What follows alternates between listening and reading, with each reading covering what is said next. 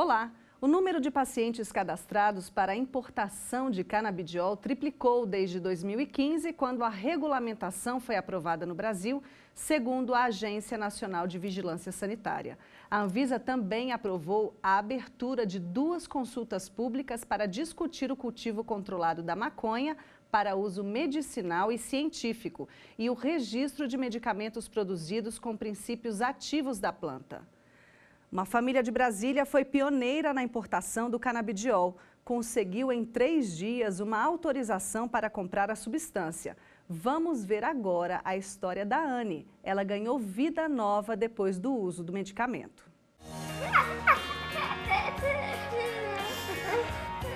Esta é a Anne. Ela tem 10 anos e já carrega uma história de vida de emocionar. Foram anos de luta para controlar a doença da pequena. Ela é portadora de uma síndrome raríssima que compromete a função neurológica. Por conta disso, Anne tem convulsões quase que diariamente. Tudo começou com 4 meses de idade. A mãe amamentava quando viu uma reação diferente. Com 45 dias, ela revirou o olhinho assim para cima, fez assim com as mãozinhas e a gente percebeu que ela estava tendo uma convulsão. É óbvio que a gente entra em negação, fingi que não era comigo e aí ela fez de novo. Aí já não dava mais para negar que tinha alguma coisa errada. Aí começa aquela correria, né? Você vai atrás de neurologista, atrás de gastro, atrás de um geneticista para que possa explicar o que está acontecendo.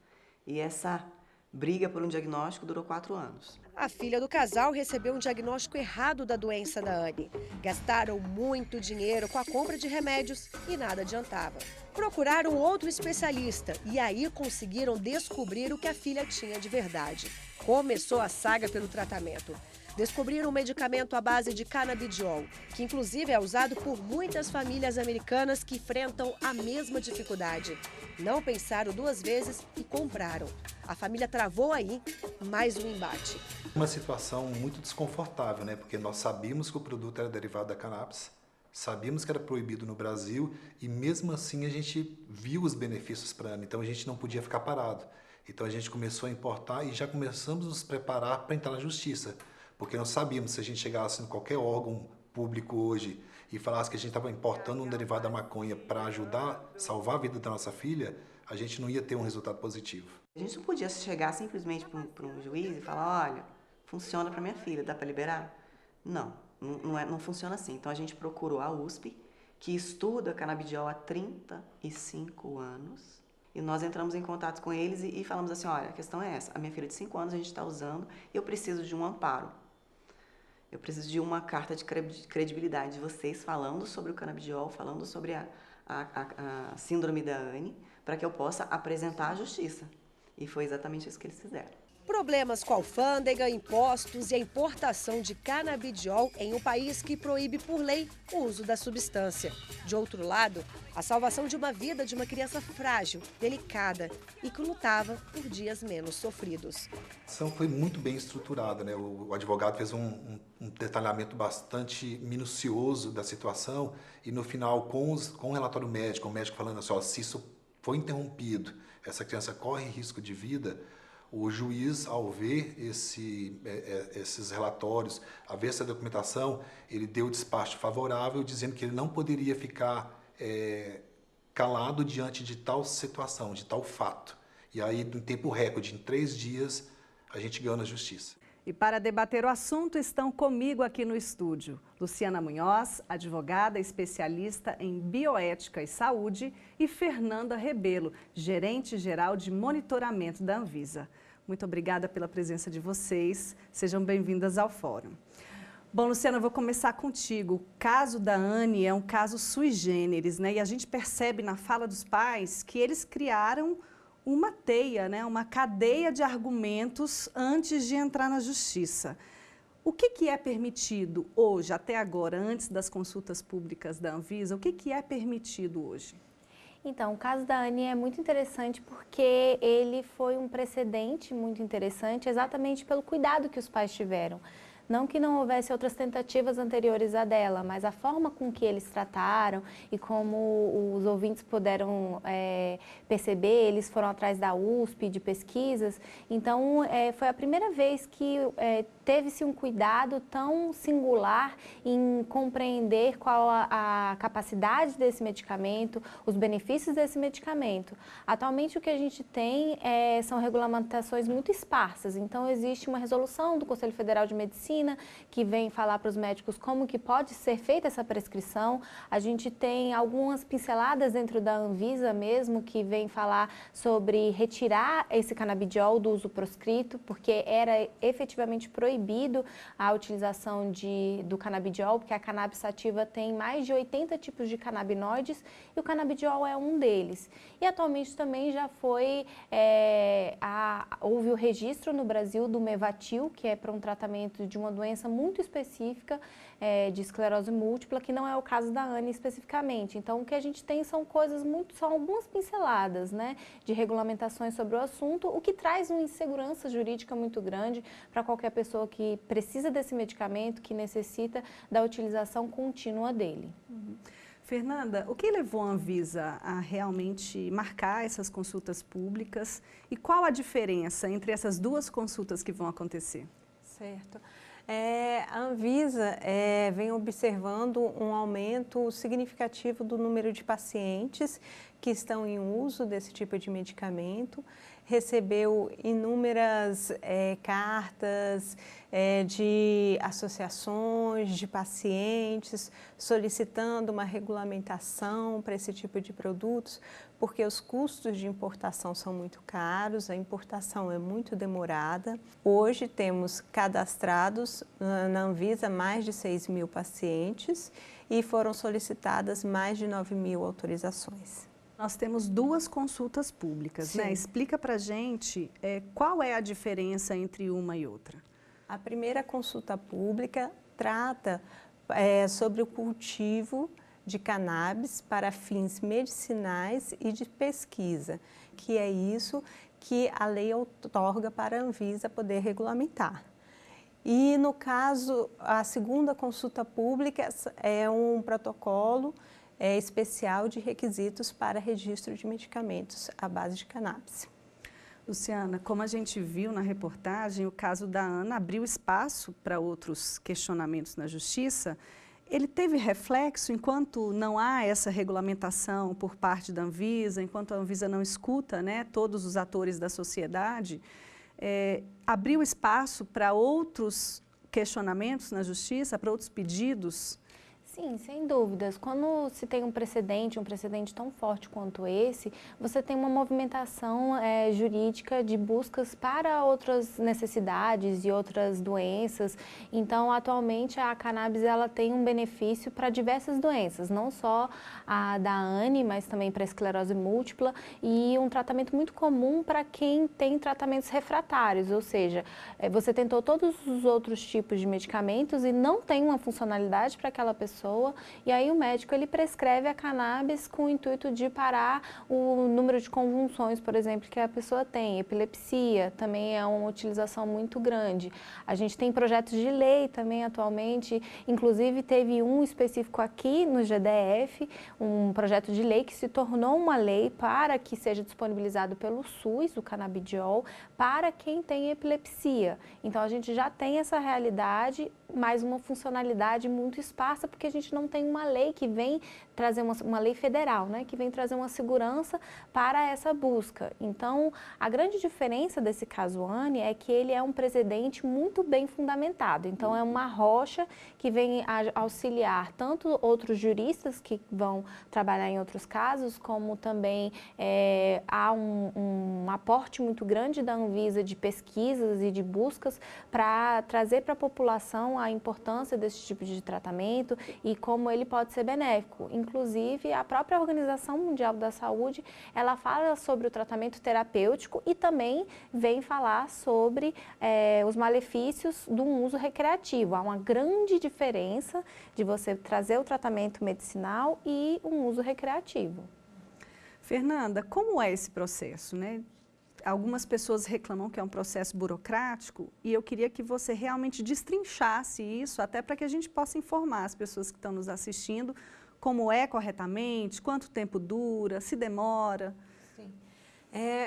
Primeiramente, o objetivo da Anvisa, ao publicar essas 2 consultas públicas, foi de ampliar o acesso à população de medicamentos que estão sendo necessários para determinados tipos de pacientes. Que, como já foi falado, são pacientes que muitas vezes são refratários aos outros tipos de tratamento e é a última opção terapêutica o uso do canabidiol. O processo de consulta pública é da seguinte forma: qualquer pessoa pode entrar no site e pode dar suas contribuições à consulta pública. Vai ficar aberta por um prazo de 60 dias. Nesse prazo está previsto uma audiência pública e consulta dirigida a diversos setores da sociedade também e órgãos governamentais. Após isso, as áreas técnicas irão consolidar as contribuições da consulta pública e podem vir a ter algumas alterações no texto dessas resoluções, de acordo com as contribuições, e em seguida ela é voltada novamente à diretoria colegiada, nos quais os diretores vão votar e decidir se publicam ou não as resoluções propostas. É importante a gente frisar que é um espaço de escuta de todos os atores da sociedade, né? Todos os atores são bem-vindos e estamos esperando contribuições de todos os atores mesmo. Eu acho interessante também só acrescentar que a Anvisa ela é muito transparente em tudo que ela faz. Então, inclusive, para apresentar a possibilidade de consulta pública, que acabou sendo publicada agora no Diário Oficial, você pode entrar no site da Anvisa e tem, inclusive, o PowerPoint que eles utilizaram para o grupo técnico. Quando eles fazem consolidações de consultas públicas, também é tudo muito aberto ao público. Você pode participar das reuniões de diretoria colegiada. Então, é sempre um processo muito transparente dentro da Anvisa, da busca, da pesquisa e de tudo que eles trazem para a população. Inclusive, a própria consulta pública é uma forma de ouvir a população, de saber qual realmente é a opinião, desde um nível técnico até um não tão técnico. Tá certo. Vou pedir licença para vocês, porque agora a gente parte para um breve intervalo, mas voltamos já já, não saia daí.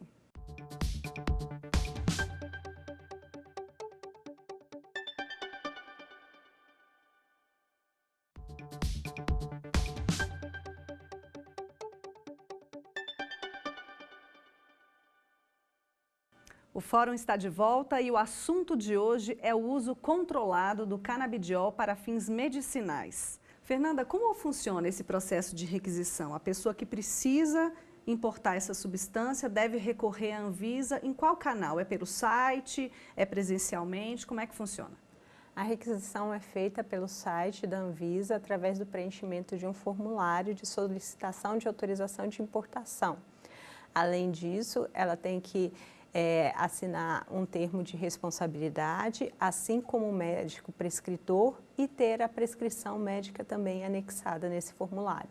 Existe dentro da Anvisa um setor que analisa esse laudo, que analisa esse pedido? Você tem ideia de quanto tempo demora ou depende de cada caso?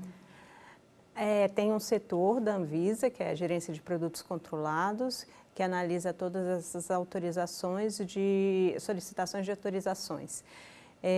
O prazo depende do número de solicitações que chegam ao mês. Então, tem crescido muito o número de solicitações, então tem aumentado um pouquinho o prazo para a emissão da autorização pela Anvisa. Ok. Luciana, o pedido de autorização para importação é um passo já mais adiantado, né? Antes a gente precisa se preocupar com esse laudo médico, né? A solicitação do médico. Qualquer médico pode fazer essa solicitação? Existem regras, questões comprovadas ali nesse laudo que precisam ter? Sim, o Conselho Federal de Medicina, como ele também é favorável à utilização desse medicamento, especificamente do canabidiol, né, para tratamentos terapêuticos, eles também regulamentaram, existe a resolução do CFM 2113 de 2014, que eles trouxeram sobre o tratamento é um tratamento refratário, ou seja, você já tentou de outras formas e não conseguiu, e ali tem alguns requisitos de quem pode prescrever, então, no geral, qualquer médico pode prescrever, mas existe também um cadastro que você faz no próprio CFM para que você faça essa prescrição, inclusive de uma forma de controle do próprio CFM em relação aos médicos que estão prescrevendo, para eles terem um certo controle. Há também um cadastro dos pacientes e um termo de consentimento livre esclarecido, que nada mais é que um termo em que você vai explicar quais são os benefícios, quais são os malefícios. O termo ele vem como uma forma de aporte também para que a pessoa que deseja, que necessita aquilo ali, saiba o que significa o que ele está pedindo. É uma forma de expressão de autonomia, tanto do médico como do paciente, um respeito da autonomia. E essa resolução também vem trazer, inclusive, para menores de idade, para maiores de idade. E a partir daí o médico ele vai fazer a prescrição, vai fazer o relatório de que ele realmente já tentou outras formas de tratamento e não conseguiu.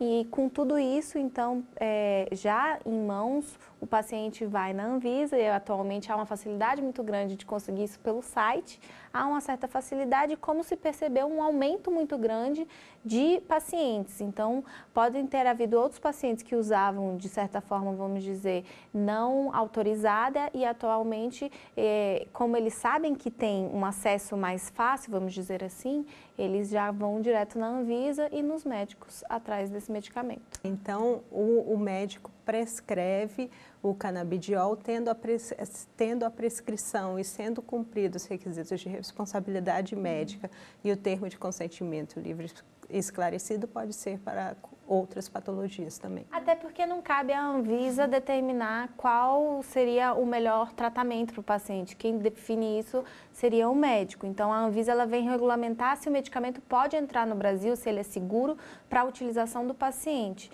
Então, o que a Anvisa vem analisar é a segurança desse medicamento, se ele é bom para o consumo ou não. Essa é a competência da Anvisa. A competência do CFM é ver se os médicos estão fazendo de forma correta, de forma ética, de acordo com o Código de Ética Médica. Ok. Essa questão do cultivo, Fernanda, é importante a gente frisar que ela está diretamente ligada, e aí é uma pergunta, né? Está diretamente ligada à questão do preço, do alto custo. O objetivo é baratear essa substância? Sim, o objetivo é baratear a substância e, dessa forma, ampliar o acesso aos pacientes, sendo já disponíveis em mercado nacional, sendo de mais fácil acesso, não precisando passar por todo esse processo de autorização de importação e importação do produto. E, além disso, sendo a produção nacional, o barateamento vai ocorrer do produto. E esse cultivo, ele segue regras muito específicas? Existe uma proposta de monitoramento de toda essa cadeia produtiva, né, a partir da produção até o momento que chega ao paciente? Sim, o Brasil ele faz parte de convenções internacionais que regulam o cultivo e a distribuição no país de substâncias controladas. Dentre essas substâncias controladas está a cannabis.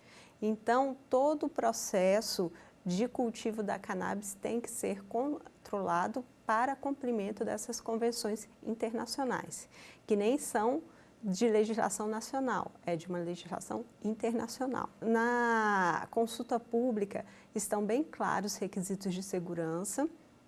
Quem quiser ter maior conhecimento pode acessar o site da Anvisa e ter acesso ao conteúdo na íntegra dos requisitos de segurança, e dentre eles estão a manutenção de cotas de cultivo. Então, a Anvisa irá dar um número de cotas, controlar a produção e controlar para que indústrias ou fabricantes de insumo ou para que universidades estão indo essas plantas que foram cultivadas ou as flores que é proveniente da colheita. Ok. Luciana, eu queria que você explicasse para a gente qual é a força que tem uma resolução, né, da Anvisa em comparação a uma legislação.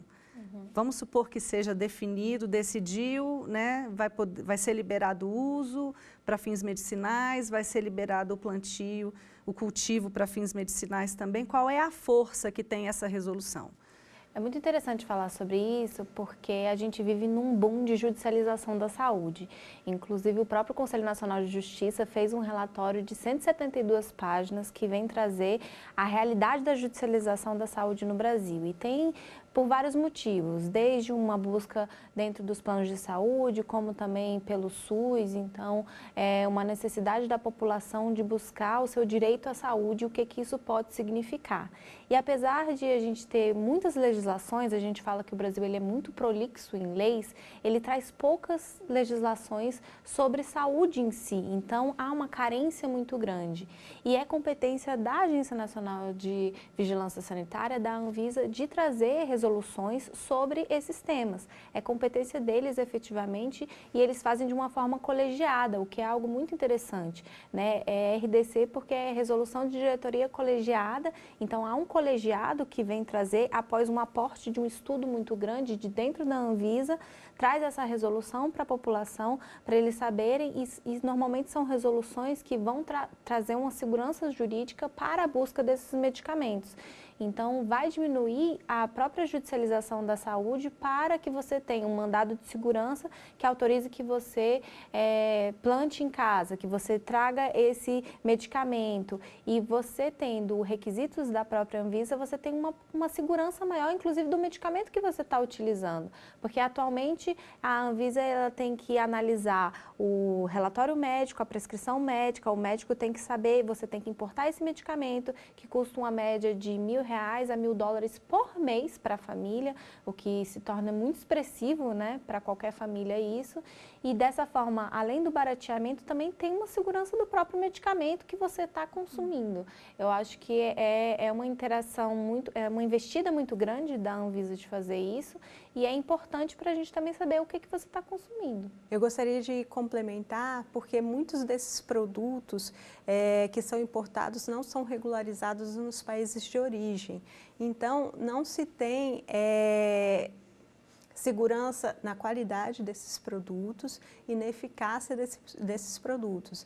A nossa proposta de regulamentação de registro aqui é para que nós tenhamos produtos de qualidade, com eficácia comprovada, que sejam oferecidos para a população brasileira. Fernanda, como fica a realidade dessas pessoas que usam numa suposta aprovação, né? Vamos pensar no futuro em uma questão de liberação, como eu estava discutindo com a Luciana. A minha realidade, eu vou continuar fazendo esse pedido para a Anvisa ou não? É uma relação realmente paciente-médico e eu vou direto à farmácia ou ao lugar que tenha esse produto à venda? A partir do momento de regularização das empresas, após a regulamentação, as empresas que obtiverem registro de medicamentos terão autorização para venda em farmácias. E os pacientes irão diretamente à farmácia, apresentarão a receita, porque serão medicamentos de receita retida na farmácia, mas poderão sair de lá com o medicamento. Então, não precisará mais ter uma autorização da Anvisa para a compra do medicamento, o que torna mais fácil o acesso.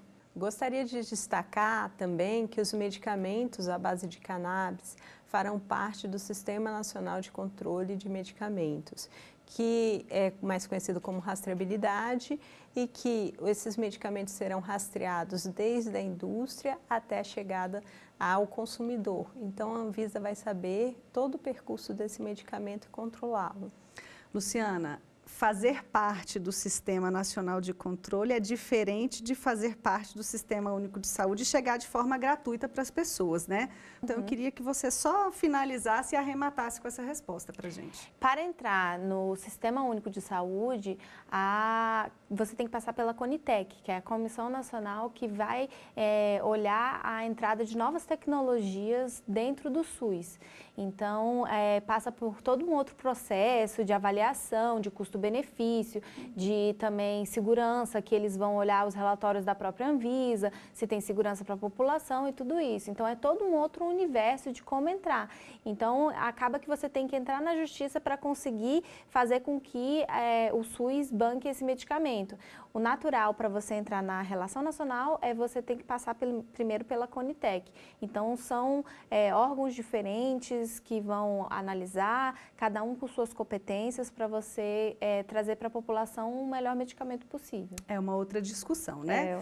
Bom. E a Conitec está no Ministério da Saúde.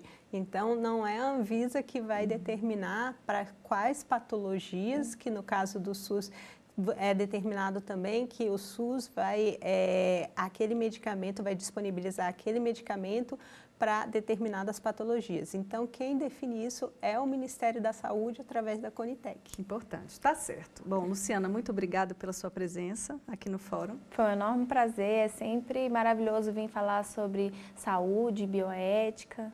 Tá certo. Obrigada, Fernanda, também. Obrigada a você. E o Fórum fica por aqui. Você também pode acompanhar as nossas notícias nas redes sociais. YouTube, TV Justiça Oficial e Twitter, @TV Justiça. Até logo.